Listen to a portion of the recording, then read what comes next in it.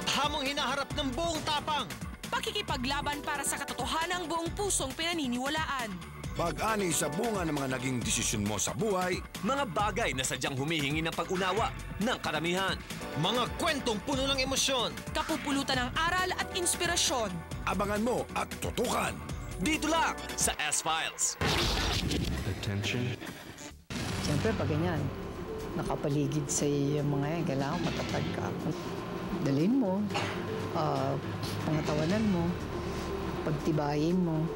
Sino bang hindi maiinis kung mabastos ang isang babae? Kumbaga nangyari na sa amin, hindi na namin nahayaan na mangyari ulit sa iba. Ay, ayoko na rin kasi nung nasa iisang bahay kami, nakikita ko yung mga samaan din ng mga loob. I'm very happy to be given one of those eggs that I'm one of the favorites. Nagulat ako. Ano ba ito? Ba't may kiss? Hindi ko kasi alam na may kiss yun. Attention. Ay, naku, magandang hapon. Yes, good afternoon sa inyong lahat. Marami tayong mga kwento na dapat talaga abangan. Yes, at kahit patapos na ang tag-init, mga boys. At medyo nababasa na lagi. Oh. Yes, it's raining. Dito po sa S-Files, mga maiintrigang showbiz balita, tuloy sa pag-o-overheat. At bilang pambuena mano, eto ha, tignan nyo kung hindi kayo pagpawisan sa tindi ng kwento ko. Maniwala kayo o sa hindi. Ito ha, itong isang aktres na kilalang-kilala nyo. Okay. May kakaibang ilusyon. Ilusyon. Yes. Alam niyo naman yung mga kwento ko, laging guess who? Mahulaan nyo kaya kung sino siya. Eto po muna, panoorin niyo po ang report. Ilusyon. Aktres na depress, sa manika na obses. Isang aktres na sa matagal na panahon, hiniling na madama kung paano mag-aruga ng batang maituturing niyang kanya. Tita, para sa akin po yung 2 taon mahaba na. Because, I don't know, siguro talagang desire to have a kid. Naiiyak na ako agad. Naiiyak ka na agad? Oo. Kasi it's hard kasi Nangarap na makapagsilang at makapagpalaki ng sanggol na mismo sa sinapupunan niya ng galing. Ngunit ang tadhana, tila ipinagkakait ito sa kanya. I had a spotting. So kinabukasan nagpa-ultrasound ako. Tapos, yun, nakita na wala ng heartbeat yung baby. Gusto ko na lang isipin na talagang yun na lang yung ginusto ng Diyos. Siguro, kailangan maging agad yung bata. Ang pagkaranas ng miscarriage at ang kalungkutang dala nito ngayon ay sa isang kakaibang bagay niya itinuon. Ang pag-aampon at pag-aalaga ng mga manika. Sa katotohanan ito, marahil kayo'y nagtatanong, bakit nga ba siya nag-aalaga at kumakausap ng 2 manika? At bakit ganoon na lang kung ituring niya itong parang sariling mga anak? Nawawala na nga ba siya sa katinoan? Ang kakaibang storya ng aktres na ito, nagugulat at aantig sa inyo. Abangan! Yan. Kaya kailangan tumuto kayo mula simula hanggang ending ng S-Files para masagot lahat ng mga katanungan na yan. Kung yung mga manika, biglang kausapin ng mga halaman. Yan. Nakakatakot na yun. Iba na yan. Ibang storya na yan. Itong kwento na rin. Pero may mga tao kumakausap sa mga halaman, ha? Oo, may mga taong kumakausap sa kanilang mga alaga, katulad ko. May doggy. Anong kinakausap mo? May dog. Okay. Buhay yun. Very beloved Pero sa kung may akin kausap yung na tao, ay sumagot eh. Yun ang nakakainis. Bago pa mapunta kung saan ang usapan, medyo maselan nga yung pag-usapan nila ni Pia. Mamaya, live natin makakasama ang actress na yan. Mamaya-maya lang. At pinag-usapan natin ng tag-init. Naku, galing nga ako sa Dubai. Sa lahat ng mga Pinoy sa Dubai. Hello! Kaya pala natusta ka na naman eh. Tostado talaga ako. At mamaya magpapasalamat ako sa ilang mga taong tumulong sa akin dahil nawala pa yung passport ko at nagkaroon ako bigla. Okay. Nabalita namin yun. Grabe. Ito po ang aking pambala. Ina at manugang. Paano nga ba kung hindi sila magkasundo? Yan ang problema kinakaharap ngayon ni Jordan Herrera. Paano kaya niya ito aayusin? Panorin po ito. Jordan Herrera, nilayasan ng ina dahil hindi kasundo ang babaeng kinakasama niya. Mula sa grupong Power Boys, sumikat at nakilala si Jordan bilang isa sa mga tinitiliang male idols. Nasubok din si Jordan sa saring-saring intrigang kanyang hinarap at nalagpasan. Isa na ritong balitang nakabuntis siya ng isang babaeng nagngangalang Michelle. Pagkatapos aminin at panagutan ng responsibilidad bilang ama sa anak nila ni Michelle, lumagay sa tahimik ang buhay ni Jordan. Ngunit ngayon, isang intriga na naman ang lumabas laban sa kanya. Marahil ito na ang pinakamabigat dahil ang 2 importanteng babae sa buhay ni Jordan ang may matindi raw ngayong alitan. Hindi umano kasundo ng kinakasama ni Jordan ang ina niya. Dahilan para umalis ito sa bahay ng anak. Ayoko na rin kasi nung nasa iisang bahay kami, nakikita ko yung mga samaan din ng mga loob. Talagang ininda ko rin. Nalungkot din ako dahil hindi ko maano kung kumakain ba sa...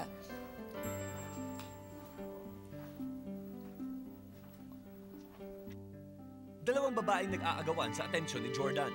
Isang inang hangad lamang umano ay ayusin ang buhay ng anak. Isang asawang gustong patunayan na kaya niyang gampanan ang kanyang responsibilidad. Sa usaping ito, kailan pa bang mamili ni Jordan kung sino sa kanyang ina o kinakasama ang kanyang kakampihan? Aba nga. Yan ang conflict talaga. Mahirap yan. Baka dapat magbigay kayo ng tips. Ano bang tip ninyo para masuyo ang inyong mga mothers-in-law? Siyempre, dapat unang-una, mahal mo yung mga in-laws mo. At saka mahal ka rin ng in-laws mo. Yun. Minsan nga, inuuna yan, diba? Oo. Hindi, paano kung ikaw yun nasa posisyon ni Jordan? Ako? Nanay ko, tsaka yung... Oo. Nanay ko, Siyempre. Mother's the best. Oo naman. Always the best. Sa nanay muna, kaya ang dami asawa eh.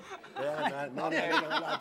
Ano, nalalaglag ka. Ano yung kwento mo, Goms? Ano yung kwento mo? Okay, kung merong inang dahil sa sama ng loob, ay nagawa niya iwanan kanyang anak. Ito, meron tayong ina, nakilala naman natin, walang hindi gagawin alang-alang sa kanyang pamilya.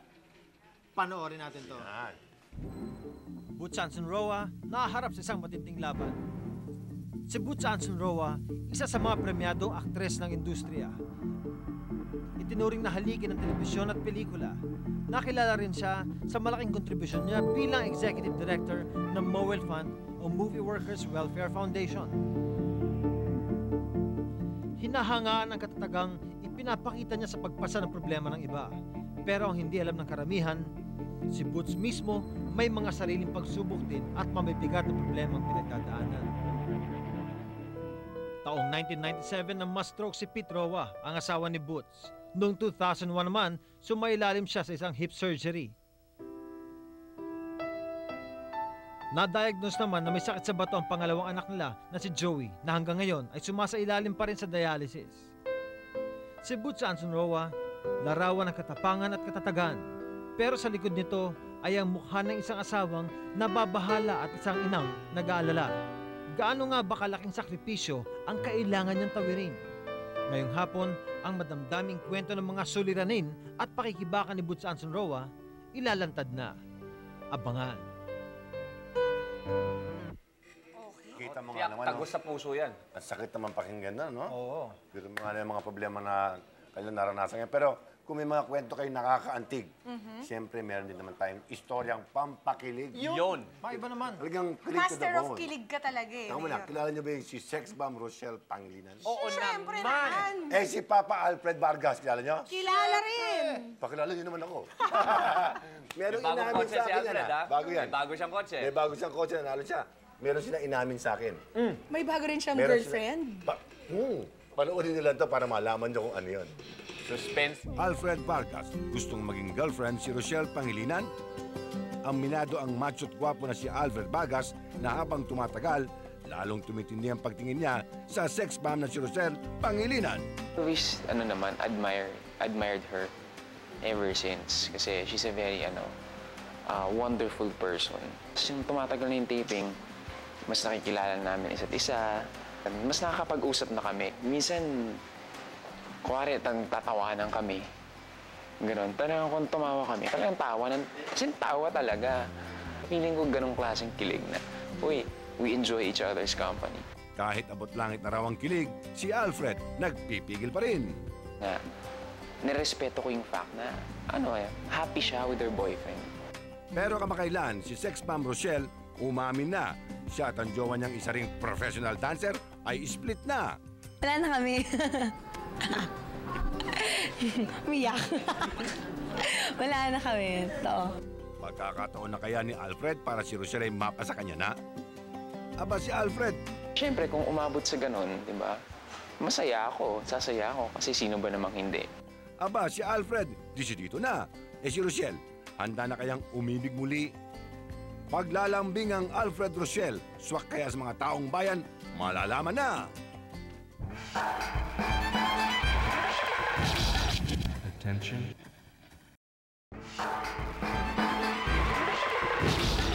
Attention. Rochelle Pangilinan, handa na nga bang umibig muli?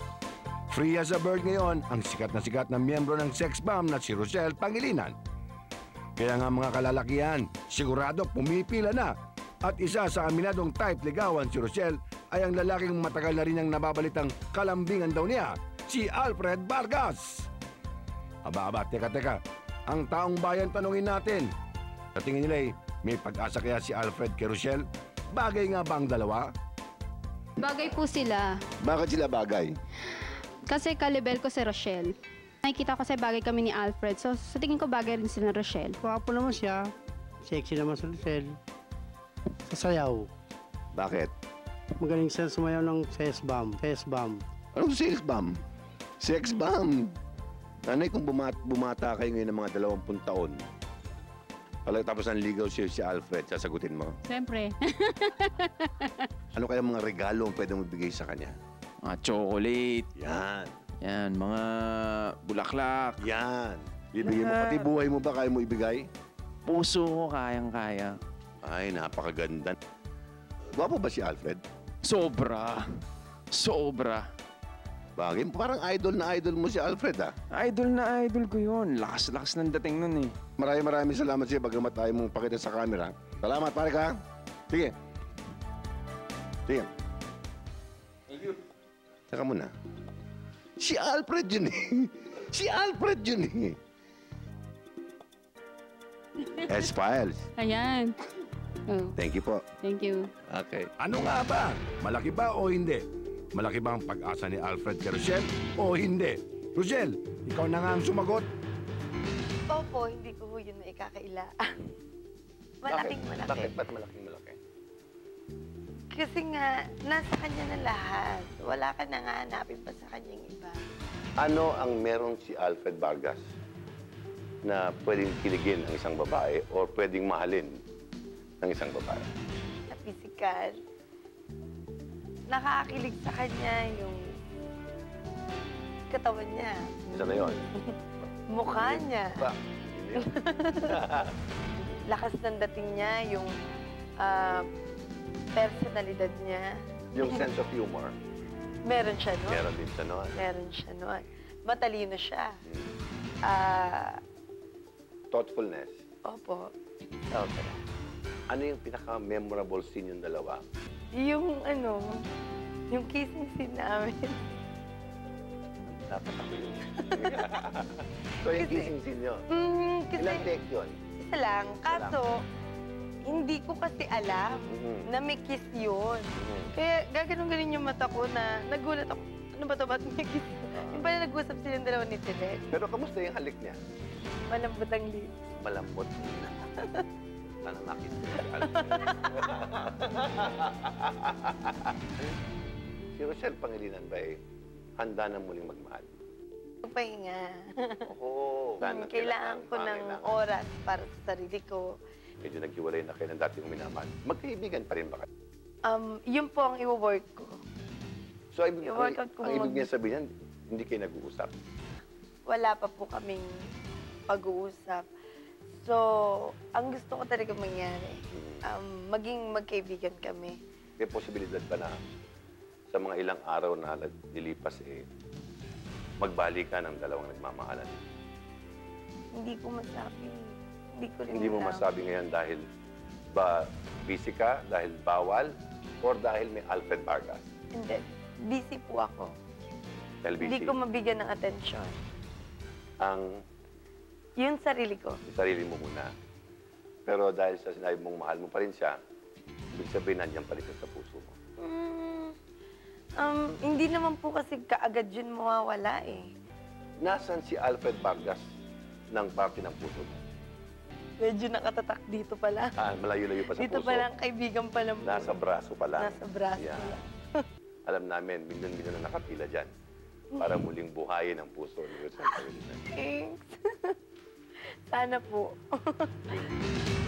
Thank you po. May reklamo kay Willie Revillame, isa-isang lumantad. Si Sinimulan ni Salvi Asis, isang entertainment editor, na una nagsampa ng kasong acts of lasciviousness laban sa TV host comedian. Noong Miyerkules, May 25, 2005, kasong sexual harassment naman ang formal na itinampa sa Quezon City Prosecutor's Office ni Juan Bautista, isang dating dancer sa pangtanghaliang programa ni Willie. O, sino bang hindi may inis kung mabastos ang isang babae? Diba? Kailangan ang babae ay lumaban rin. That's why she's filing criminal charges. Siyempre gusto ko pumakulong siya. Gusto ko pagbayaran niya yung mga ginawa niya. Buong tapang na hinarap ni Juan ang kaso, maging ang mga gusot na kaakibat nito. Actually, na-expect ko rin naman na talagang gagawa sila ng paraan para baliktarin ako, para magmukhang sinungaling ako. Hindi ako natatakot kasi katotohanan lang po Siyempre, susuportahan ko ang anak ko all throughout. At ngayon na isang paniniyuan ng kaso, ang kampo ni Willie, walang takot daw itong haharapin. Finally, these people have brought these matters before the proper forum. Papasalamat ako at nakinig sila. Kaysa naman nagsasalita sila sa harap lang ng kamera. Maliban kina Salvi at Juan, isang grupo pa ng mga dating dancers sa programa ni Willie ang nagpahayag na nakaranas din umano sila ng panghaharas mula sa TV host comedian.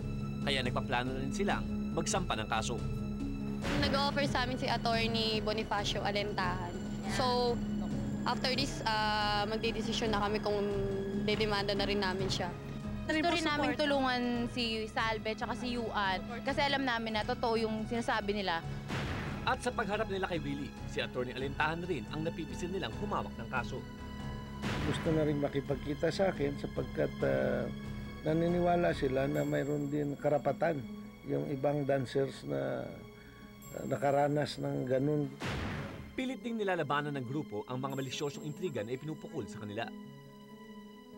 Kung hindi naman po kami lumabas para sumikat lang, syempre po nararamdaman namin na sobrang sakit na po. Nakarating na rin sa kampo ni Willie ang mga reklamong ito. Pero dahil sa wala pang formal na kasong isinasampa, Hindi namin masyadong pinag-usapan. Kasi alam namin that because of the nature of his job, such intrigues, I believe, are part of it, no? para sa mga umunoy na biktima, karapatan nilang ipaglaban ang pagkatao nilang niyurakan daw, kahit pa sabihing maraming taong natulungan ni Willie.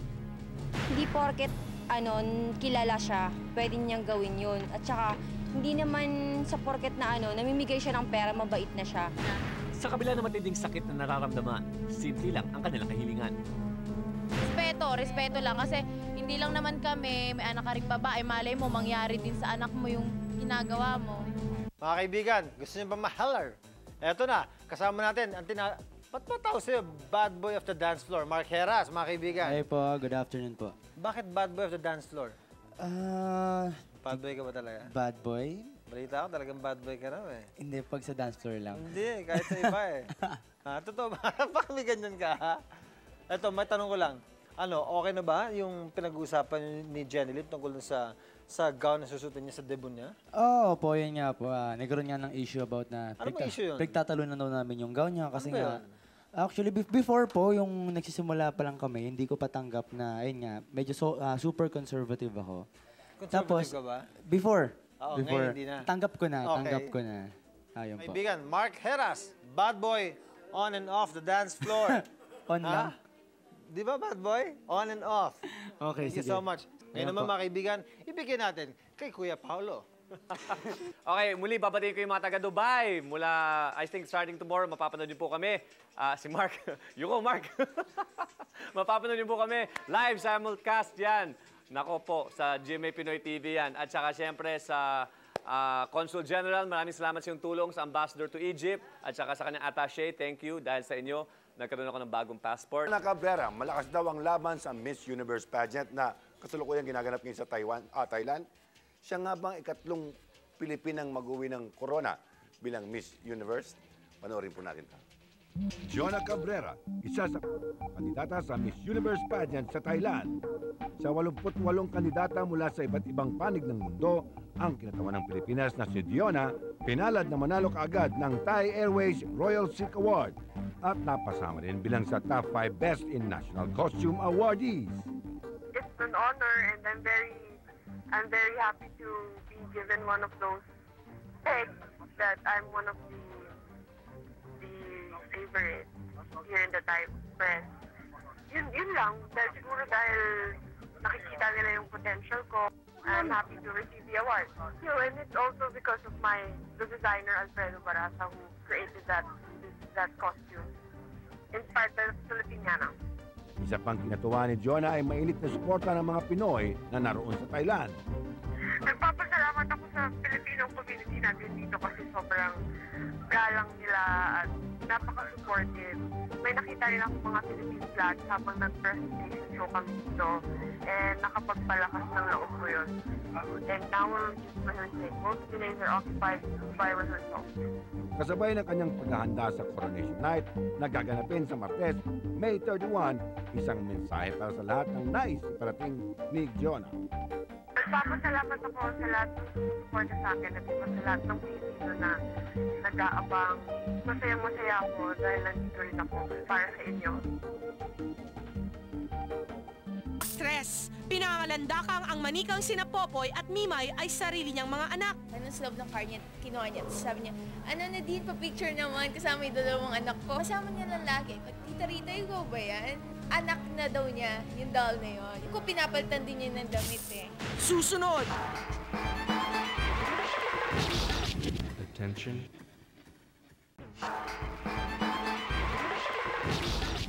Attention. Boots Sanson Roa naharap ngayon sa matinding laban. Si Boots, veterana at dekalibreng aktres na kilala sa pagiging matapang at matulungin sa kapwa, lalo na sa mga kasamahan sa industriya.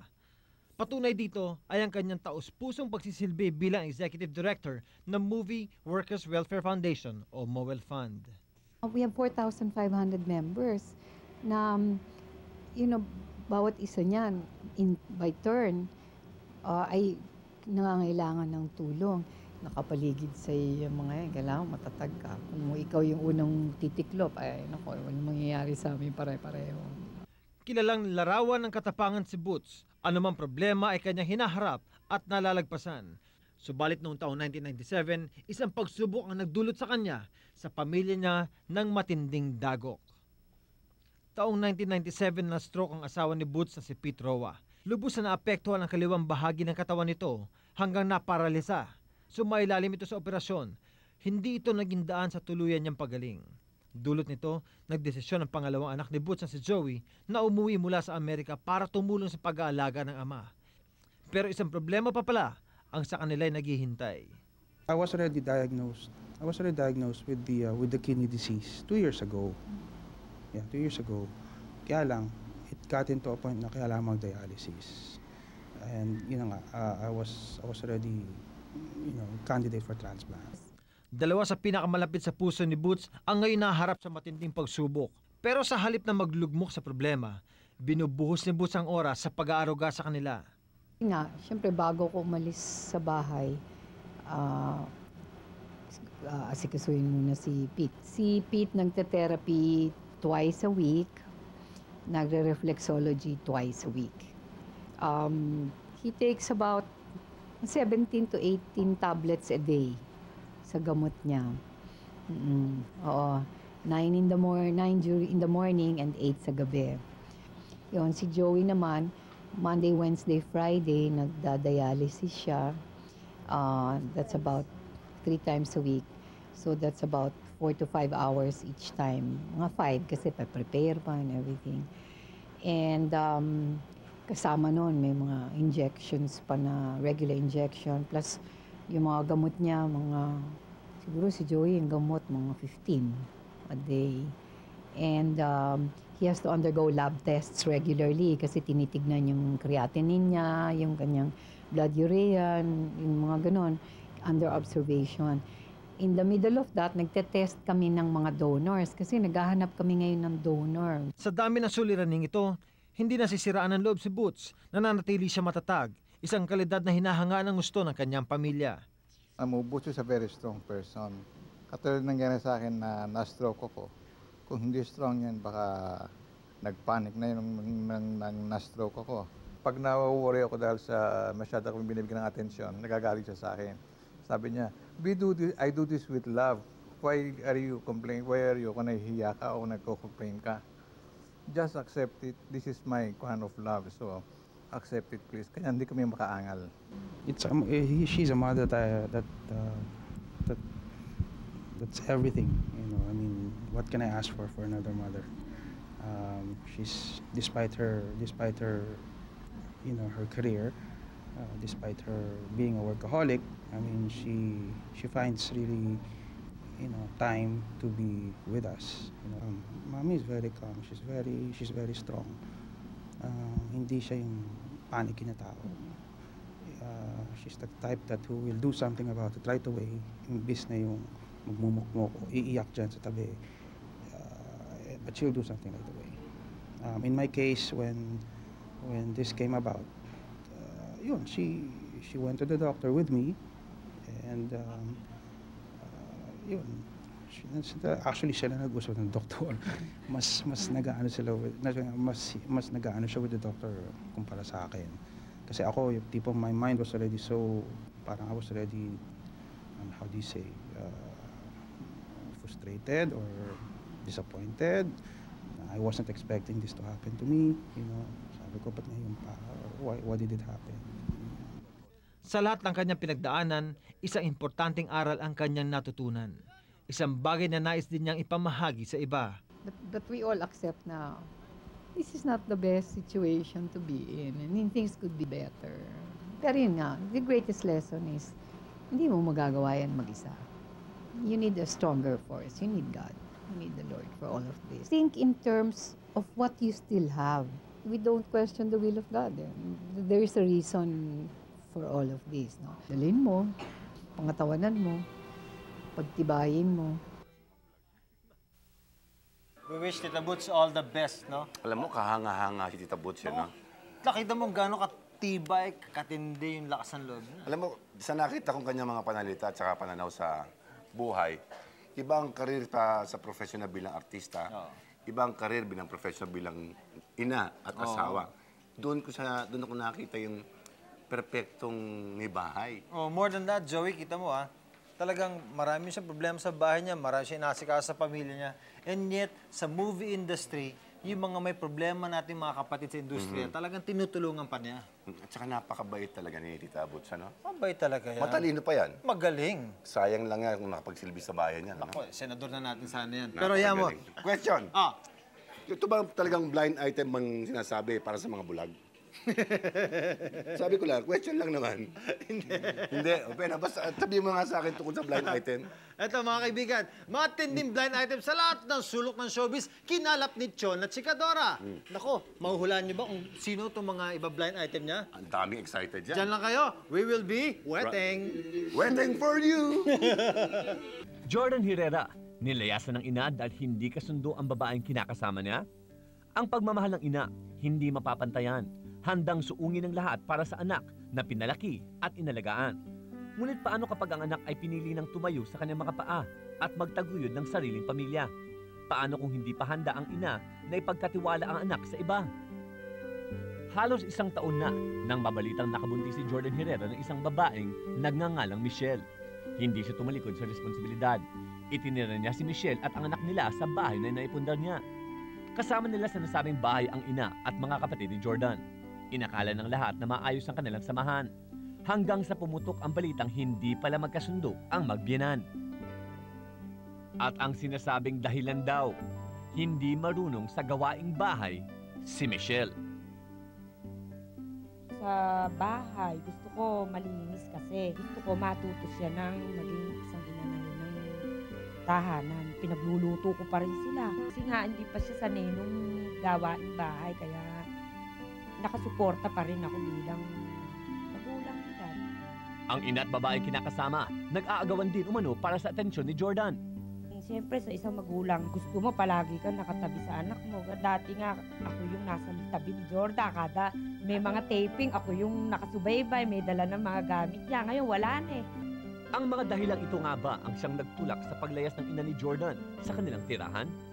Ayoko na rin kasi nung nasa isang bahay kami, nakikita ko yung mga samaan din ng mga loob. Alam niya kung anong pag-aasikaso ginagawa ko sa anak ko. At siguro, yun na nga yung ipinagseselos niya. Kaya binigyan ko sila ng pagkakataon na gampanan niya at sana'y magawa niyo. Sa desisyong ito ng ina ni Jordan, wala siyang pinagsisisihan. Pero aminado siyang nangungulila rin siya sa panganay niya. Nalungkot din ako dahil hindi ko maano kung kumakain. Basta sana ka ako naaasikaso din ni Michelle yung anak ko ng kagaya nung pag-aasikaso ko, yun lang. Magkahiwalay man ang tirahan, handa pa rin daw ang ina ni Jordan na gampanan na nakasanayan na niya ang magsilbing ilaw ng tahanan. Habang buhay ako, andito ako bilang ina sa kanya. Dahil talagang mahal na mahal ko si Jordan. Hindi mawawala yung support ko kahit na magkahiwalay kami ng tirahan. Nandun pa rin ako. Tawagan lang niya ako. Para naman kay Jordan, hindi madaling usapin ang intriga tungkol sa dalawang babaeng pinakamalapit sa kanya. Mahal ko parehas yung involved dito sa issue. Nilinaw rin ni Jordan na maayos daw silang naghiwalay ng kanyang ina. Mas diniretso siya na sabi ko, kung pwede po, yung pamilya ko munang aayusin ko. Kailangan ko lang harapin yung buhay ko na meron akong pamilya, may anak ako. Isang pangako ang iniwan niya para sa kanyang ina. Maraming salamat po sa lahat ng mga ginawa sa pagpapalaki sa akin. Haba pa ng gagampanan ko para sa kanila na itaguyod sila. Hindi po matatapos yun. Para kay Jordan, ang relasyon nila ng kanyang ina ay may matibay na pundasyon na di kayang buwagin ni numan o ng anumang intrigang kanilang kakaharapin. Kahit sino pang babae ang dumating sa akin, hindi ko puputulin yung relasyon ko sa mama ko.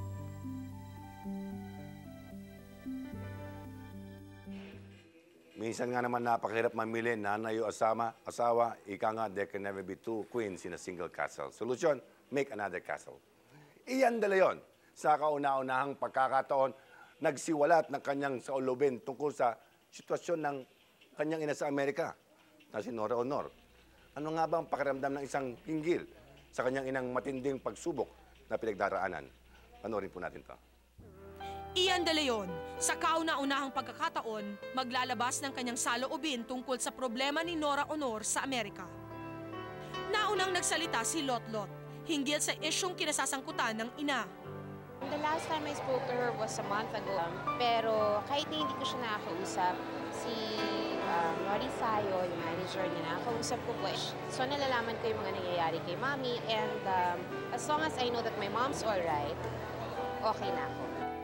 Ngayon, si Ian naman ang magpapahayag ng kanyang nadarama. Masakit. Sakit. Ilang araw ko iniyak yun. Dahil, syempre, unang-una, mangyayari pa naman sa mami ninyo, di ba? Sa magulang ninyo yung nangyari sa ano. So, one of the very hard phases in my life na kailangan kong isurpass. Pero right now, I'm okay, I'm doing fine, I'm over it. Pero tuwing naalala ko, parang ang bigat talaga, sobra. Kung alam nyo lang. Si Ian, matindi ang pag-aalala sa kanyang ina lalo na't matagal na silang walang komunikasyon sa isa't isa. Nagpunta siya ng States. Wala kaming natanggap na contact number niya. So wala kaming way para ma-reach siya or matawagan siya. Pero recently ko lang nakuha yung email address niya, so mag-i-email kami. Ganun katagal. Pero ang bilis ng panahon, alam mo yun, parang 2 to 2.5 years na kami hindi nag-uusap. Ngunit kahit hindi pa raw niya nakakausap ang ina, naniniwala si Ian na kaya nitong harapin ang nararanasang problema. Yung nangyari na yun, hindi pwedeng hindi niya malagpasan dahil our mom is very strong. At sa gitna ng pangungulila at pag-aalala, may mensahe siyang sanay makarating sa inang nasa Amerika. I'm always praying for you. Saka huwag kang mag-alala kahit magkalayo tayo, nandyan ka, nandito kami. Nandito pa rin kami para sa'yo, hindi ka namin papabayaan. We will always be here at your back, beside you, supporting you. And most especially, loving you. Kahit anong mangyari, dito ka pa rin, hindi ka matatanggal dito, ma'am. We love you. Yun, umuwi ka na. Gusto ka na namin makita. We miss you. Okay mga kaibigan, kasama natin live via phone patch. Walang iba kundi si Mr. Raymart Santiago. Pag-uusapan po natin ang tungkol sa adoption sa kanila pong magiging anak si Sabine. Raymart, nandiyan ka ba? Hello, Goma. Kamusta? Ako, mabuti. Ikaw, kumusta ka? Ayos naman. Kwento mo naman kami dahil noong May 23, 2005, under Judge Bai sa Quezon City Regional Trial Court, naging, totoo nga bang Barreto na si Sabine? Oo, tama yan. Anong buong pangalan niya? Sabina Natasha Barreto. Galing. So, paano yan? Pag kinasal na kayong dalawa, Di Santiago. Magiging Santiago na siya. Oo, another adoption. Adoption, oo. Oo. Anong feeling mo? Masaya. Alam mo naman, di ba, nakikita mo naman sa mga mata ko pag nagte-taping tayo na masaya ako at nakikita mo naman yung mga pictures ko doon sa computer na dinala ko, di ba? Oo nga eh. Tsaka nakikita ko nga, kahit puwet na puwet ka, masaya ka pa rin eh. Ayun. Yeah. Para ikaw, ha?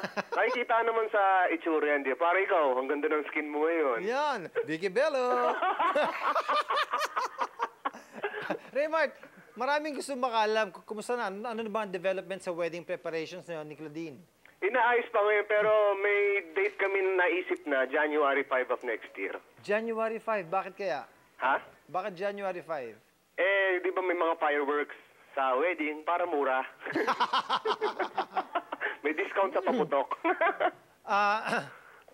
Raymart, kumusta yun? Oh? Kumusta? Planchado na ba? Ayos na ba yung gulo or sabihin natin gusot sa pagitan ni Claudine at saka ni Gretchen? Totoo ba? Alam mo, pag alam ko, ayos naman yun eh. At ang totoo niyan hindi namin napapag-usapan. Pero sa aking pananaw, okay. Wala naman ako naririnig. So sa tingin ko, ayos na. Okay, no? Sana nga gano'n, no? Para pagdating ng wedding nyo, masaya lahat, di ba? Yun. Si Claudine naman, ano sinasabi niya? Wala. Ano? Hi daw, hi. Ha? Hi daw sa'yo. Hi. Kumusta kayo dyan? Nasaan ka ba? Sa bahay. Ha? Sa bahay. Bakit hindi ka raw pupunta sa Wednesday sa taping natin? Ano? Hindi ka raw pupunta sa taping natin sa Wednesday. Wala naman tayong taping. Kaya ka hindi pupunta. Hinuhuli lang kita. Oy, imbitado ka ha? Saan? Sa June 5, birthday. Okay. Alam ko na yun. Mag-hi sa'yo si Claudine. Ano? Mag-hi sa'yo. Hi, Claudine. Sandali. Hi, Goma. How are you? Mabuti. Congratulations sa baby mo. Thank you so much. So pagkatapos ng wedding nun, pagkatapos ng church wedding, another adoption para kay Sabine.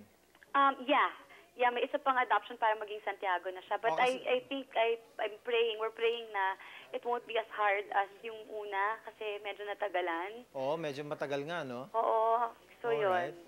So, siguro pag in-adopt nyo sa Sabine, under the Santiago family name, siguro it won't take as long as yung first, ano? Yeah, hopefully naman. Sana naman hindi na abutin ng ganito katagal. Claudine, kumusta na ka ni Gretchen? Ha? Kumusta na ka ni Gretchen? Okay naman. Yeah. Okay naman kami. Okay na kayo? Okay naman. Okay sige. na.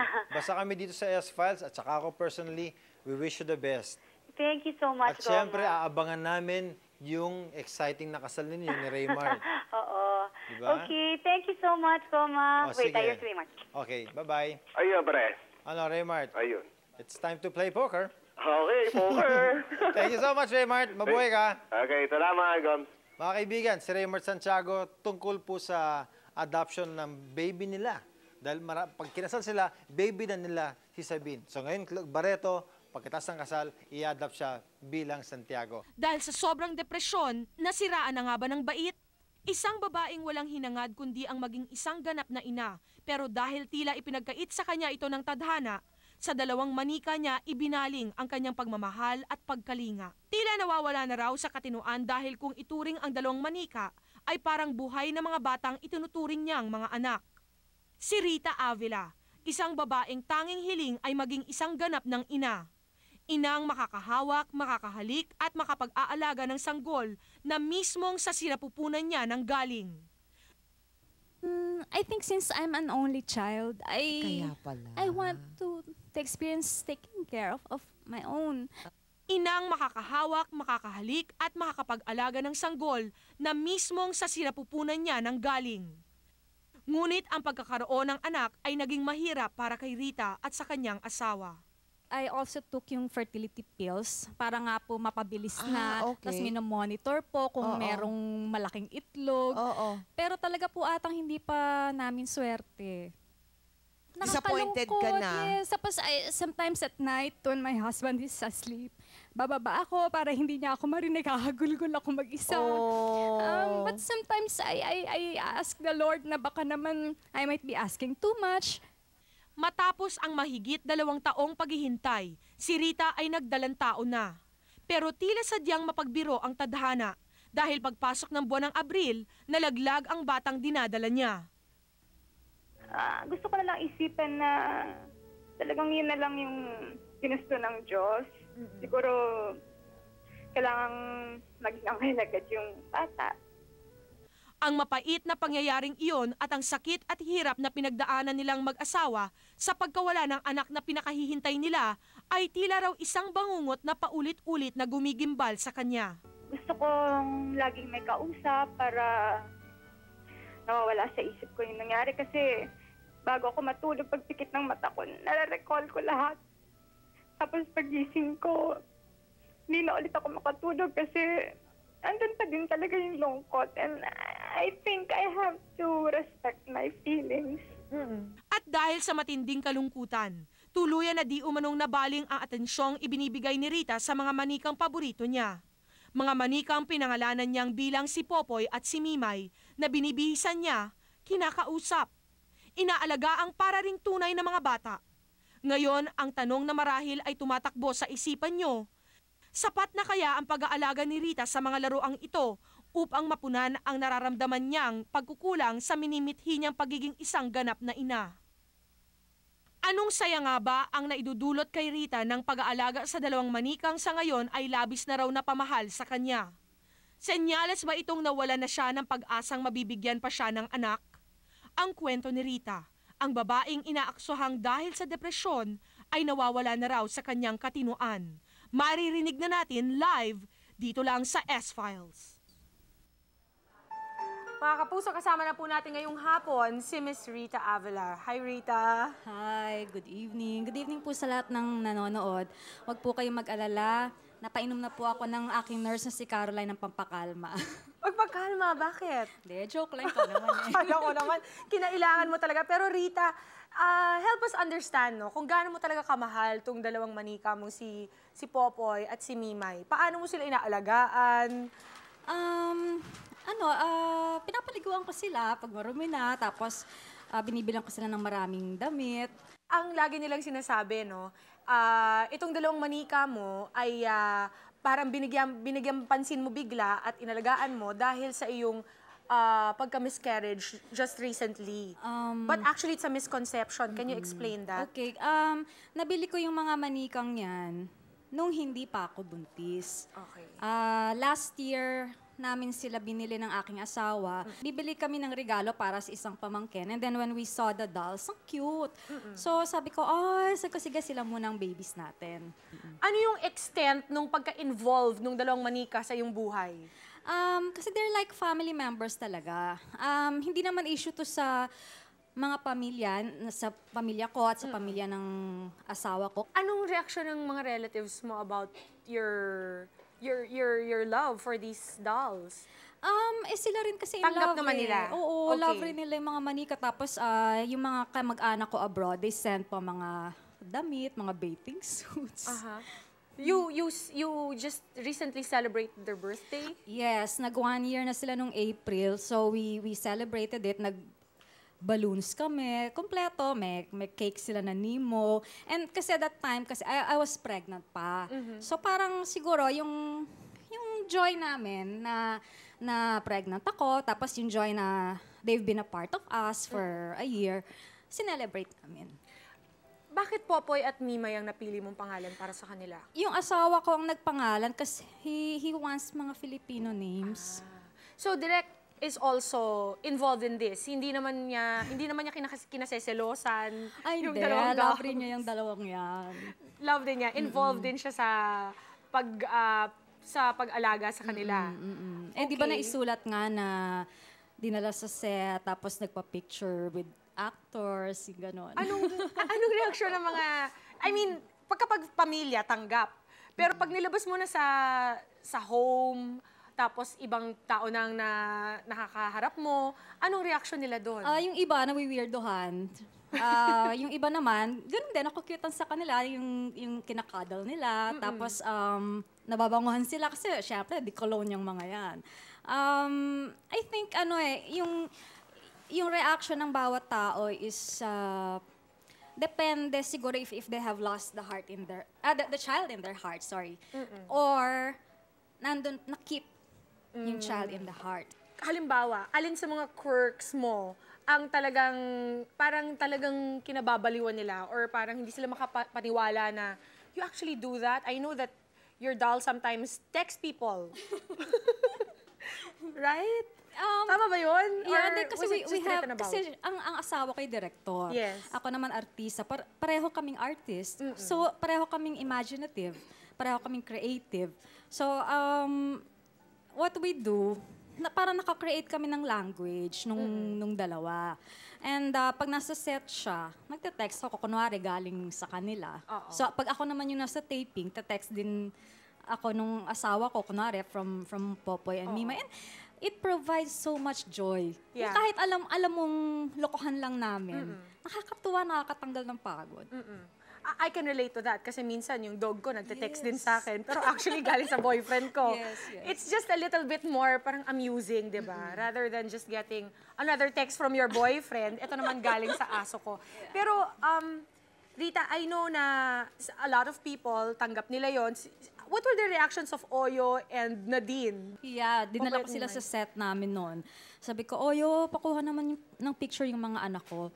Tapos habang hawak niya, sabi niya, Tita, ano to, playtime? Sabi ko, hindi, basta mag-post ka dyan. Kala niya pa, gino-good time siya or something. Si Nadine naman, siguro, mas madali makadalate pag babae, diba?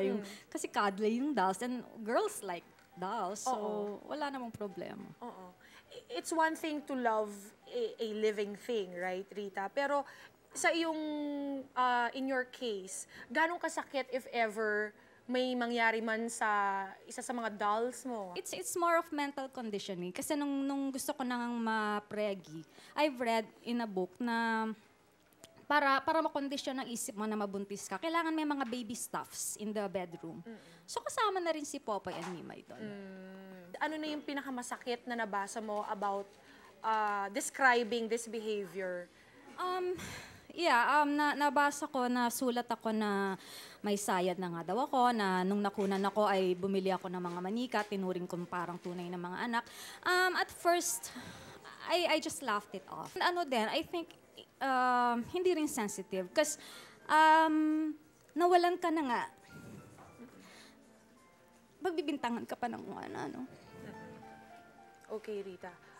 Babalikan natin yung point na sinasabi mo about their insensitivity at saka gusto rin naming malaman if this is a way na parang it's a way for you to express your desperation for having a kid. Magbabalik pa po ang S-Files with Rita Avila.